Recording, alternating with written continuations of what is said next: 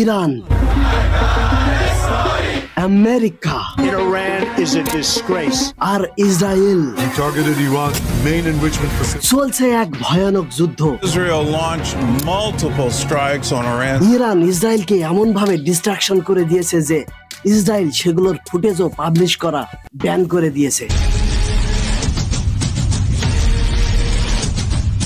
বোমা পড়ার ঠিক আগে কয়েকটা টেরাক আসে আর ইউরেনিয়াম তুলে নিয়ে গায়েব হয়ে যায়। স্যাটেলাইটও সেগুলোকে খুঁজে পায়নি।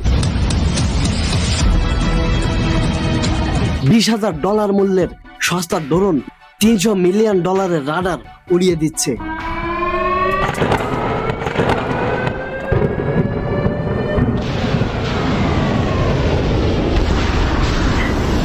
যদি আরব কান্ট্রিগুলো ডিসেলিনেশন প্ল্যান্টে একটাও বোমা পড়ে তাহলে আরব কান্ট্রিগুলো ধসে পড়বে। মৃত্যুর আগে আলী খামেনি তার ঘোড়ার 2.5 চাল চলেছিল। পুরো মুসলিম উম্মাহ এখন ইরানের সাথে।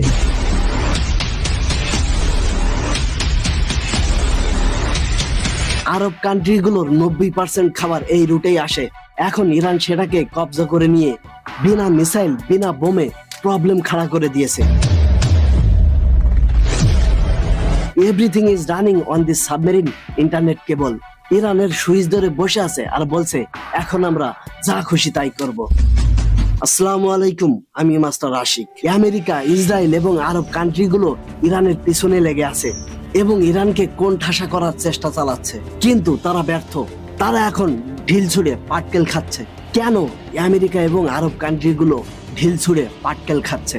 চলুন তাহলে আমার এই ভিডিওতে বিষয়টি ভালোভাবে বোঝার চেষ্টা করি।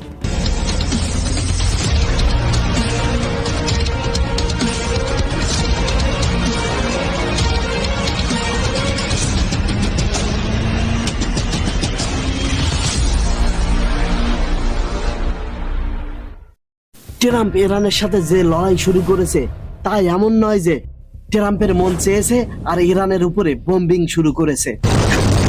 শুধু তাই নয়, দশকের পর দশক ধরে আমেরিকার সকল president Biden, Obama, Bill Clinton সহ সবাই ইরানকে কোণঠাসা করার জন্য বিভিন্ন উপায়ে বিলিয়ন বিলিয়ন ডলার খরচ করেছে। অ্যাকচুয়ালি তাদের এই লড়াইটা কি নিয়ে? পৃথিবীতে 57টি মুসলিম কান্ট্রি, তাহলে আমেরিকা আর ইসরায়েল সবাইকে ছেড়ে শুধু ইরানের পিছনে কেন লেগে আছে?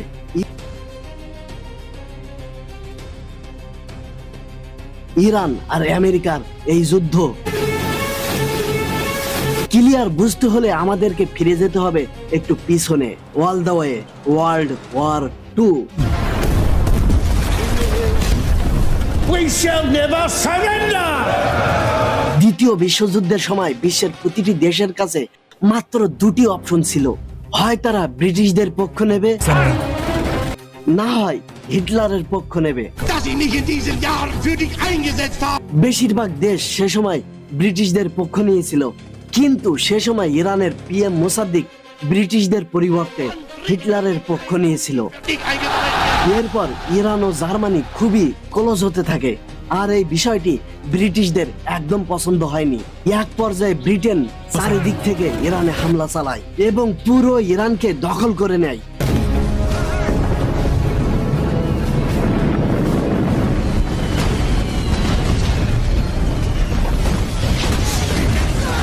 এরপর PM মোসাদ্দিক জেলে আর সিংহাসনে তার ছেলে রেজা শাহ পেহলভি। এই রেজা শাহ পেহলভি ছিলেন পশ্চিমা ভক্ত। তিনি ইরানের মানুষের কাছ থেকে ইসলামকে একদম দূরে সরিয়ে দেওয়ার চেষ্টা করেছিলেন। তিনি ইরানে হিজাব পরা ব্যান করে দেন, অনেক মসজিদ মাদ্রাসা বন্ধ করে দেন এবং দেশের বড় বড় ইসলামিক স্কলারদেরকে গ্রেফতার করেন, কাউকে আবার হত্যাও করেন এবং এসবের পরিবর্তে সারা দেশে ওয়েস্টার্ন পোশাক, মিউজিক পার্টি এবং মদ পানের মতো কালচার ছড়িয়ে দিতে থাকে। আবার অন্যদিকে জমি ইরানের, তেল ইরানের, তেল উত্তোলনের ওয়ার্কার্সও ইরানের, কিন্তু অ্যাকচুয়ালি ফায়দা ব্রিটেন আর আমেরিকা ভোগ করছিল। এক পর্যায়ে ইরানের বড় বড় ইসলামিক স্কলাররা রেজা শাহ পেহলভির বিরুদ্ধে মসজিদ এবং মাদ্রাসাতে বক্তৃতা দিতে শুরু করেন। তাদের মধ্যে সবচেয়ে প্রভাবশালী আলেম ছিলেন আয়াতুল্লাহ রুহুল্লাহ খোমেনি। সাল 1979 আমেরিকা মধ্যপ্রাচ্যে এক বিশাল বড় ধাক্কা খায়। আমেরিকার সবচেয়ে বড় তেল উৎপাদনকারী বন্ধু দেশ ছিল ইরান। সেই সময় আয়াতুল্লাহ খোমেনি ইরানের জনগণকে সঙ্গে নিয়ে একটি বিশাল বিপ্লবের নেতৃত্ব দেন। Tonight, Iran stands at a historic turning point as mass protests shake the foundations of the Shah's rule, and exiled leader Ruhollah Khomeini emerges at the center of a rapidly unfolding revolution. তারপর শাহ পেহলভিকে ক্ষমতা থেকে সরিয়ে দেন। আমেরিকার প্রভাব Iran থেকে দূর করে ইরানে তিনি ইসলামিক গণপ্রজাতন্ত্র প্রতিষ্ঠা করেন। ইরানের জনগণ রেজা শাহ পেহলভি এবং আমেরিকার উপরে এতটা ক্ষুব্ধ ছিল যে তারা আমেরিকান এম্বাসিতে হামলা চালায় এবং সেখানে থাকা মার্কিন অ্যাম্বাসেডরদের জিম্মি করে আর রেজা শাহ পেহলভিকে আমেরিকার কাছে ফেরত চায়। এরপর খোমেনি ঘোষণা দেন এই বিপ্লব শুধু ইরানে সীমাবদ্ধ থাকবে না। তিনি বলেন মধ্যপ্রাচ্যের অন্যান্য শাসকরা, বিশেষ করে সৌদি শাসকরা দুর্নীতিগ্রস্ত এবং আমেরিকার হাতের পুতুল, তারা জনগণের প্রকৃত প্রতিনিধি নয়। মধ্যপ্রাচ্যের সকল দেশে ইসলামী শাসন প্রতিষ্ঠা করতে হবে। আর এখান থেকেই মূলত শুরু হয় ইরান এবং আমেরিকার মধ্যে শত্রুতা। তখন আমেরিকার একটাই লক্ষ্য হয়ে দাঁড়ায়, যে কোনো সিস্টেমে ইরানে আয়াতুল্লাহ খোমেনিকে ক্ষমতা থেকে সরাতে হবে। ঠিক এই সময় ইরানের একদম পাশে আরো একজন রাষ্ট্রপ্রধান তৈরি হয়, সাদ্দাম হোসেন। সাদ্দাম হোসেন আরব কান্ট্রিগুলোর অনুরোধে এবং আমেরিকার উস্কানিতে ইরানের উপরে হামলা চালায়। কিন্তু সাদ্দাম হোসেনের সাথে এতগুলো দেশ এবং সুপার পাওয়ার আমেরিকার ফুল সাপোর্ট থাকা সত্ত্বেও আয়াতুল্লাহ খোমেনিকে তার ক্ষমতা থেকে সরাতে পারেনি। আয়াতুল্লাহ খোমেনি 1989 সালে মৃত্যুবরণ করেন। তারপর ক্ষমতায় আসেন তারই স্টুডেন্ট আয়াতুল্লাহ আলী খামেনি। মনে রাখবেন, প্রথমে ছিল খোমেনি আর এখন আসলো খামেনি। সে সময় ইরানের পরিস্থিতি ছিল খুবই খারাপ। একদিকে আমেরিকার সাপোর্টে থাকা আরব কান্ট্রিগুলো ইরানের বিরোধিতা করছিল, অন্যদিকে ইসরায়েলও ইরানের বিরুদ্ধে ছিল। একই সঙ্গে আমেরিকা ব্যস্ত ইরানের সরকার পরিবর্তনে। এই পরিস্থিতিতে ইরান একটি ভিন্ন কৌশল অবলম্বন করলো। মধ্যপ্রাচ্যের যেসব সশস্ত্র গোষ্ঠী ইসরায়েল, সৌদি আরব, বাহরাইন এবং সংযুক্ত আরব আমিরাতের মতো আরব রাজতান্ত্রিক সরকারের বিরোধিতা করত, তাদেরকে অর্থ ও অস্ত্র দিয়ে সহায়তা করতে শুরু করে। যেমন ফিলিস্তিনের হামাস, লেবাননের হিজবুল্লাহ এবং ইয়েমেনের হুতি গোষ্ঠী।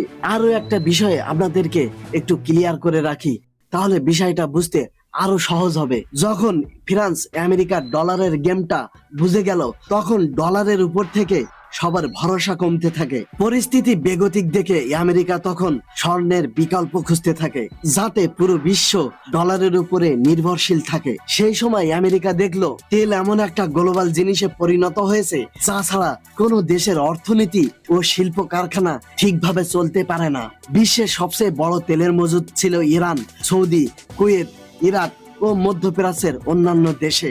এসব দেখে 1974 সালে আমেরিকা সৌদি আরবের সাথে একটি গুরুত্বপূর্ণ চুক্তি করে। যদি সৌদি আরব শুধু ডলারে তেল বিক্রি করে, তাহলে বিনিময়ে আমেরিকা সৌদি রাজ পরিবারকে দেবে সিকিউরিটি এবং সৌদি আরবকে দেবে সামরিক সুরক্ষার নিশ্চয়তা। সে সময় সৌদি রাজ পরিবারের বিরুদ্ধে ধর্মীয় সংগঠন, সামরিক বিরোধী দল সহ বিভিন্ন অভ্যন্তরীণ চ্যালেঞ্জ ছিল। তাই আমেরিকার সাপোর্ট পাওয়া মানে তখন তাদেরকে আর কেউ টাচ করতে পারবে না। সৌদি আরব সেই প্রস্তাবে রাজি হয়ে যায়, সাথে বাকি ওপেক আরব কান্ট্রিগুলোর সাথে বসে একই ডিলে তাদেরকেও রাজি করান। এরই মাধ্যমে সারা বিশ্বে আমেরিকা ডলারের একটি পার্মানেন্ট ডিমান্ড তৈরি করতে সক্ষম হয়। অর্থাৎ তেলের চাহিদা মানেই ডলারের চাহিদা, আর ডলারের চাহিদা মানেই বিশ্ব রাজনীতিতে America king of the kings. America রাতারাতি অর্থনীতিতে শক্তিশালী হয়ে যায় এবং তারা তাদের সামরিক শক্তি বহু গুণে বৃদ্ধি করে। সেই সামরিক শক্তি কাজে লাগিয়ে মধ্যপ্রাচ্যে পেট্রো ডলার এই সিস্টেমকে টিকিয়ে রাখতে যা যা করা দরকার আমেরিকা তার সব কিছুই করে। মধ্যপ্রাচ্যের যে কোনো কনফ্লিক্ট ঘেটে দেখুন, যারা ডলার ছাড়া অন্য কোনো কারেন্সিতে তেল বিক্রি করার চেষ্টা করেছিলেন, আমেরিকা তাদের সবাইকে উড়িয়ে দিয়েছেন।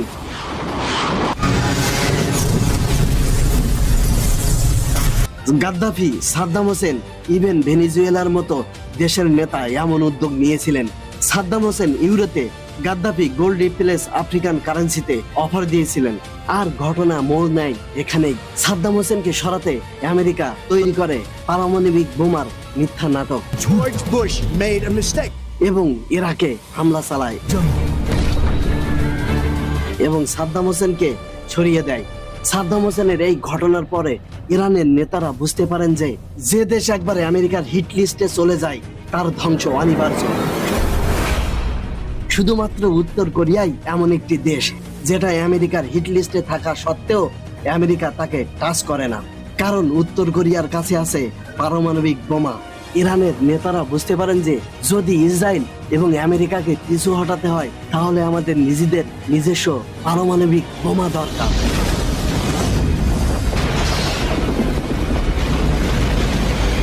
কিন্তু এখন সমস্যা ছিল পারমাণবিক বোমা বানানো মোটেও সহজ কাজ নয়।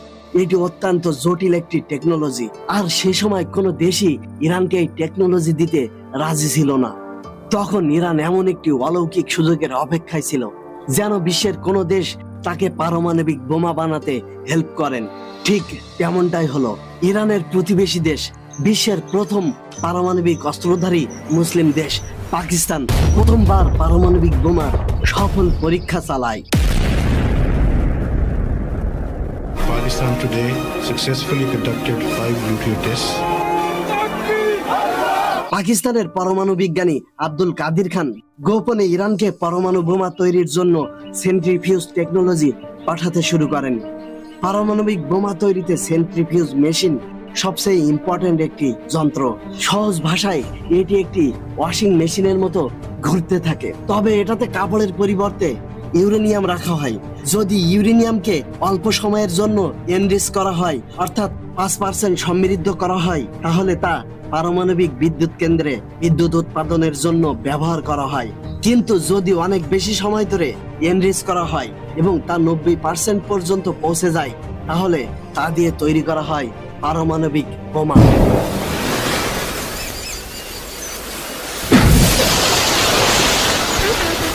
একদিকে আমেরিকা ইরাকে প্রবেশ করেছিল, অন্যদিকে আফগানিস্তানেও তাদের সামরিক উপস্থিতি। ধীরে ধীরে চারিদিক থেকে আমেরিকা যখন ইরানের উপরে চাপ সৃষ্টি করতে শুরু করে, পরিস্থিতি বেগতিক দেখে ইরান ফোর্দ পাহাড়ের ভেতরে গোপনে ইউরেনিয়াম এনরিচমেন্ট শুরু করে দেয়। কিন্তু এই খবরটি ইসরায়েলের মোসাদ ফাঁস করে দেয়। তখন মার্কিন প্রেসিডেন্ট বিশ্ববাসীর উদ্দেশ্যে ভাষণ দিয়ে বলেন, বিশ্বের কিছু দেশ পারমাণবিক অস্ত্র তৈরি করছে, আমরা তাদের অবস্থা সাদ্দাম হোসেনের মতো করব। Iran is dangerous if they have the knowledge necessary to make a nuclear weapon. America কোনোভাবেই চাইছিল না যে ইরান পারমাণবিক সক্ষমতা অর্জন করুক, কারণ যদি ইরান পারমাণবিক শক্তিধর রাষ্ট্র হয় তাহলে মধ্যপ্রাচ্যে আমেরিকার দাদাগিরি আর চলবে না। ইরান তখন ডলার বাদে ইউয়ান, ইয়েন বা অন্য যে কোনো কারেন্সিতে তার তেল বিক্রি করতে পারবে এবং আমেরিকা সেটা ঠেকাতে পারবে না। আর ইরান যদি এমনটা করে, অন্যান্য দেশগুলোও একই পথ অনুসরণ করতে পারে, তার মানে আমেরিকা শেষ।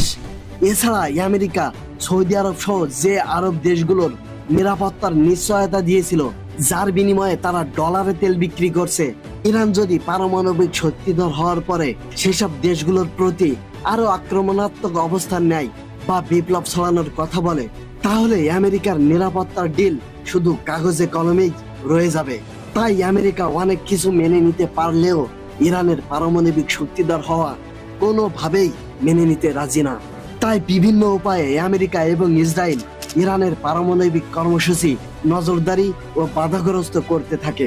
কখনো সেন্ট্রিফিউজ মেশিনে ভাইরাস ইনস্টল, আবার কখনো ইরানের পারমাণবিক বিজ্ঞানীরা রহস্যজনক হামলায় নিহত হয়। এমনকি আমেরিকা ও ইসরায়েল সরাসরি ইরানে হামলা চালায়। কিন্তু ইরান থেমে থাকেনি, তারা তাদের পারমাণবিক কর্মসূচি চালিয়ে যেতে থাকে।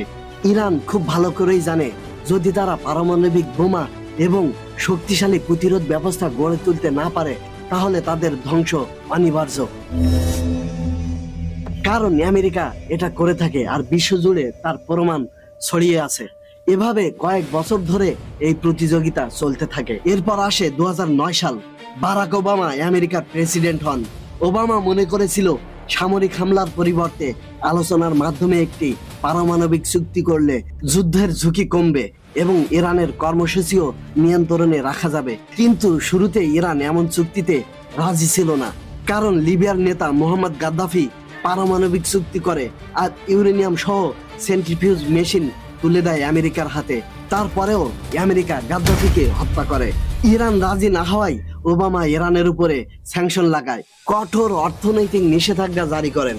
ইরানকে সুইফট আন্তর্জাতিক ব্যাংকিং ব্যবস্থা থেকে বিচ্ছিন্ন করা হয়, বহু ব্যাংকের উপরে নিষেধাজ্ঞা দেওয়া হয় এবং যারা ইরানের কাছ থেকে তেল কিনতে চাইতো তাদের উপরও নিষেধাজ্ঞা আরোপ করা হয়।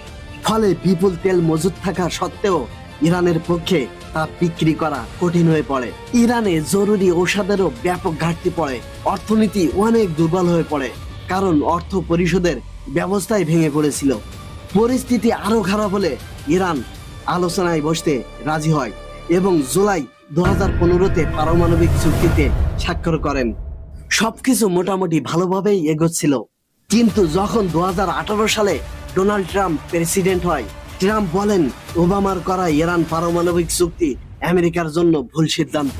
তার অভিযোগ ছিল এই চুক্তিতে ব্যালিস্টিক মিসাইল সহ গুরুত্বপূর্ণ অনেক বিষয় অন্তর্ভুক্ত করা হয়নি, ফলে ভবিষ্যতে ইরান আইনগত দিক থেকে আরো শক্তিশালী হয়ে উঠবে। ট্রাম্প এই চুক্তি বাতিল ঘোষণা করেন। তারপর ইরান আবারও খুব দ্রুত ইউরেনিয়াম এনরিচমেন্ট শুরু করে দেয়। ট্রাম্প ইরানকে বারবার সতর্ক করে। এক পর্যায়ে আমেরিকার হামলায় ইরানের শীর্ষ সামরিক কর্মকর্তা কাসেম সোলাইমানি নিহত হন। Qasem Soleimani has been killed. এর জবাবে ইরান আমেরিকার একটি সামরিক ঘাঁটিতে মিসাইল হামলা চালায়।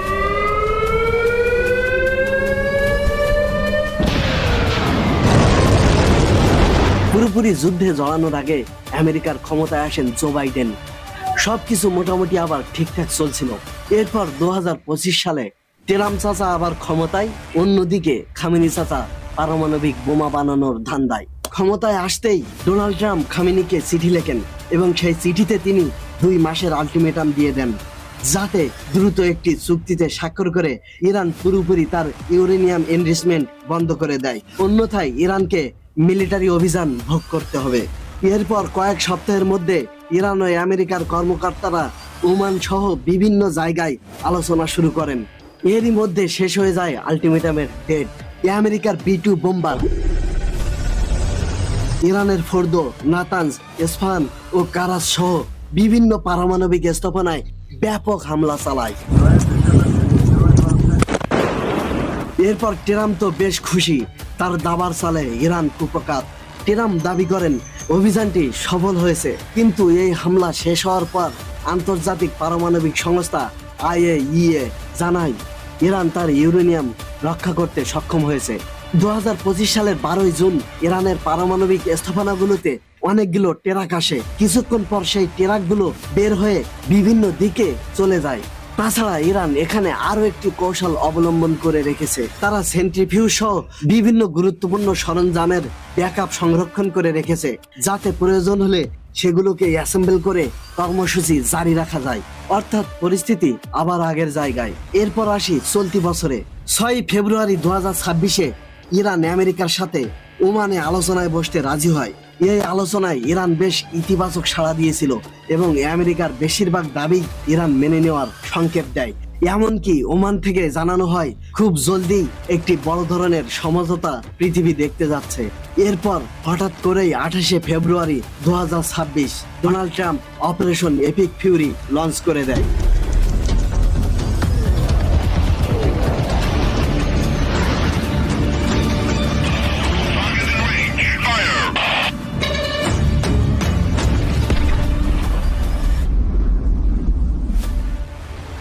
They killed Ayatollah Ali Khamenei. سید علی حسینی خامنه ای شهادت را نوشیدند. সেই সাথে খামেনির মেয়ে, জামাতা, নাতনি সহ ইরানের সেনাবাহিনীর শীর্ষ পর্যায়ের অনেক অফিসার্স নিহত হন। ইসরায়েল এবং আমেরিকা মিলে ইরানে মারাত্মক তাণ্ডব চালায়।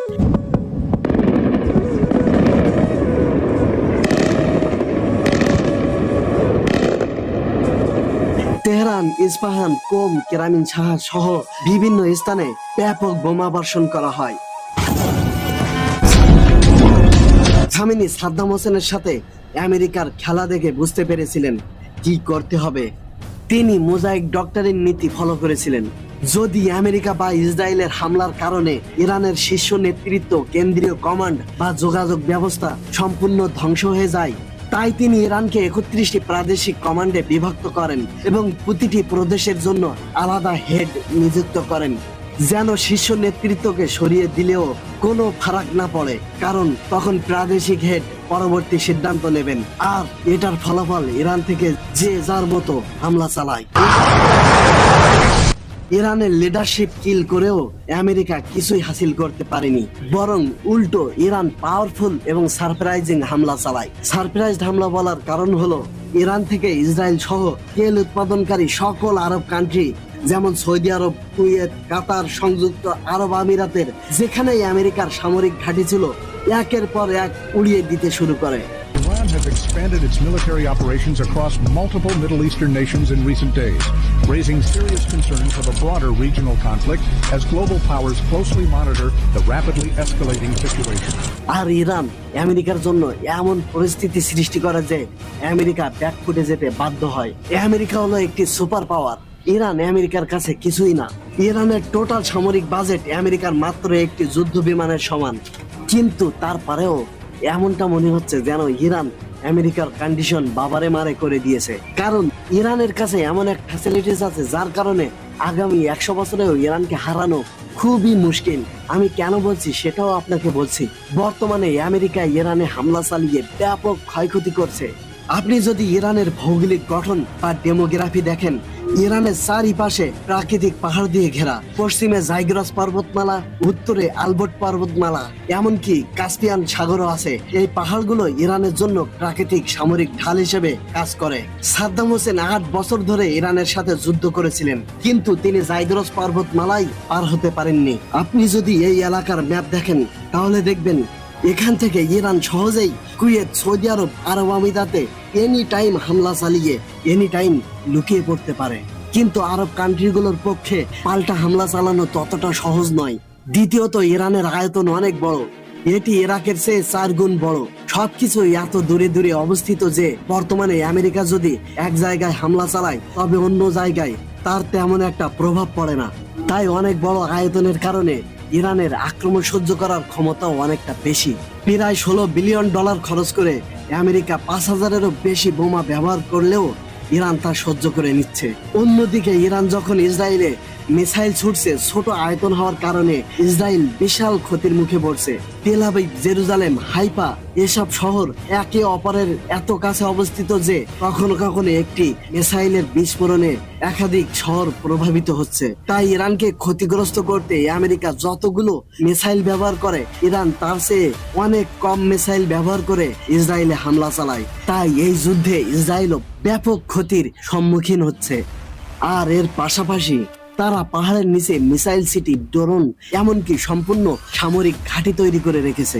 কোথা থেকে মিসাইল ছোড়া হচ্ছে সেই স্থান চিহ্নিত করা আমেরিকার জন্য অত্যন্ত কঠিন কাজ। আর ইরান গত 20 বছর ধরে আমেরিকার সাথে যুদ্ধ করার জন্যই প্রস্তুত হচ্ছে। তাই তাদের কাছে প্রচুর পরিমাণ মিসাইল রয়েছে। ইরান তৈরি করছে খুব কম খরচে মিসাইল ও ড্রোন।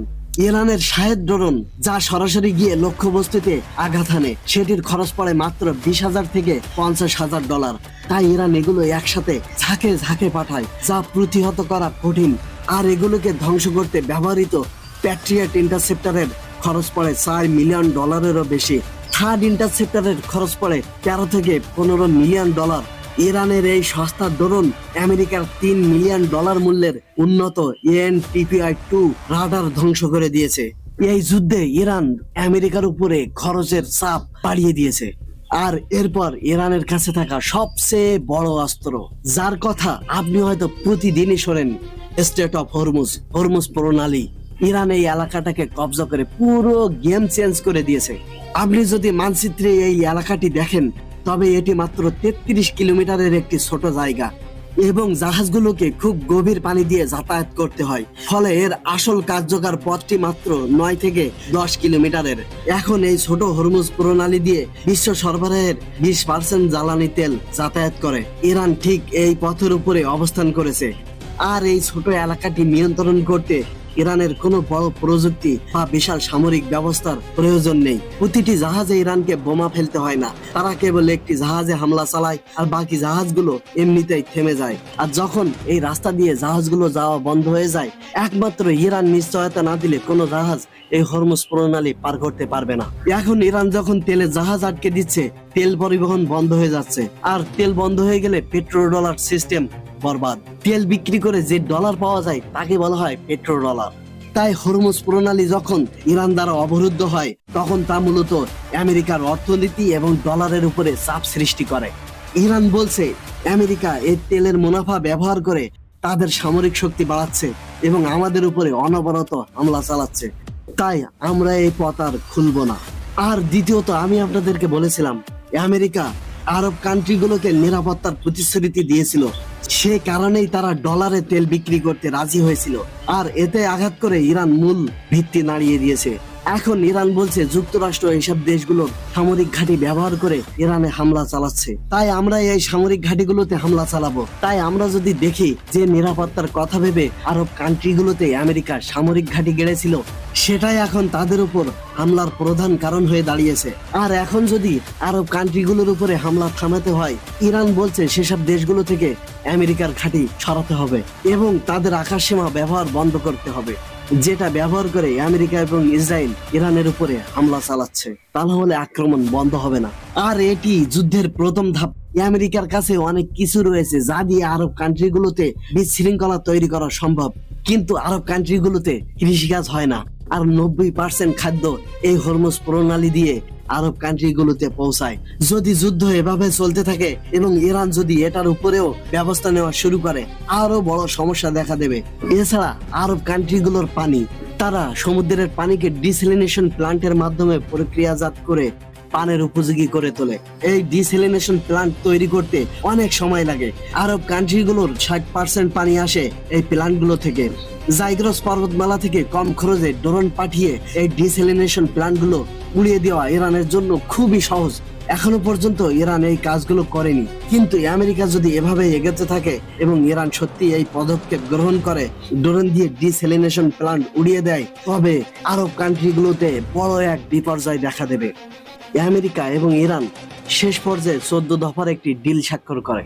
এরপর যুদ্ধ পরিস্থিতি আবারও গরম। A report published by the New York Times has revealed how Iran adapted its attacks to deplete the US munitions stockpile. যাই হোক, এই যুদ্ধ যত দ্রুত বন্ধ হবে ততই পৃথিবীবাসীর জন্য ভালো।